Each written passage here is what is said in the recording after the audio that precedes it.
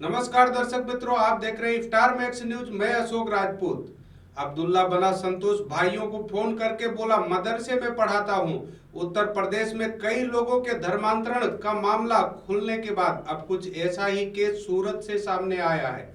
यहाँ 6 साल पहले गायब हुए संतोष नाम के एक लड़के ने अपने भाइयों को अचानक फोन किया और बताया कि वह अब्दुल्ला बन गया है। उसके भाई उस समय और भी हैरत में आ गए जब वह हूरों और जन्नत की बातें करने लगा। अब्दुल्ला ने कन्वर्ट होने के बाद अपने भाइयों को वीडियो भी भेजे थे और फोन पर भी बात की थी। मैं अब्दुल्ला बन गया हूं, मदरसे में पढ़ाता हूं।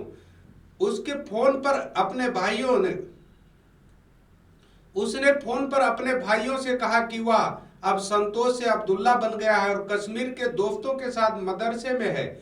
उसने साथ ही कहा उन्होंने गाय मारकर सही किया क्योंकि इस्लाम में यह सब जायज है। सूरत के आजाद नगर इलाके में रहने वाले तीन अनाथ भाइयों में से सबसे छोटा संतोष 2013 में गायब हो गया था। संतोष की बात सुनकर राजेश और दिनेश के पैरों तले जमीन खिसक गई। बचपन से अनाथ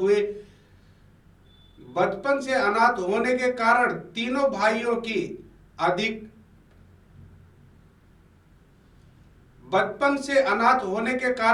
भाइयों की आर्थिक स्थिति ठीक नहीं थी।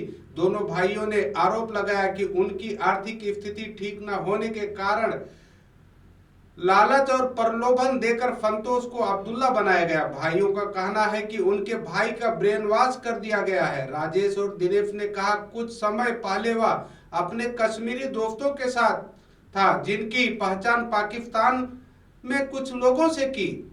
राजेश और दिनेश ने कहा कि कुछ समय पहले अपने कश्मीरी दोस्तों के साथ था जिनकी पहचान पाकिस्तान में कुछ लोगों से थी।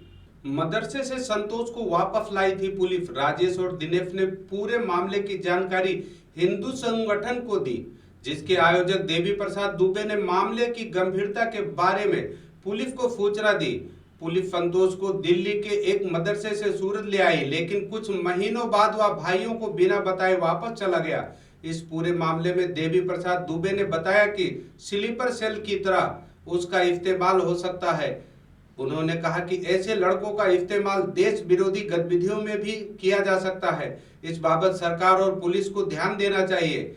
आप भी इस्लाम कबूल कर लो, जन्नत मिलेगी। राजेश और दिनेश ने कहा कि वह सूरत आने से डरता है क्योंकि उसे लगता है कि उसे यहाँ मारा पीटा जाएगा। बचपन से ही मुस्लिम इलाके में रहने के चलते वह पास की मस्जिद में आता जाता था, लेकिन किसी को अंदाजा नहीं था कि उसे बहला फुसलाकर उसका धर्म परिवर्तन करवाया जाएगा।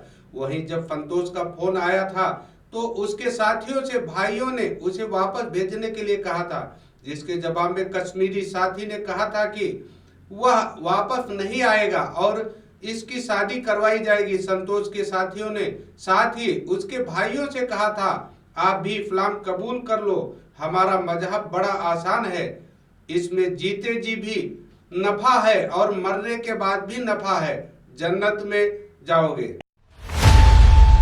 आप देख रहे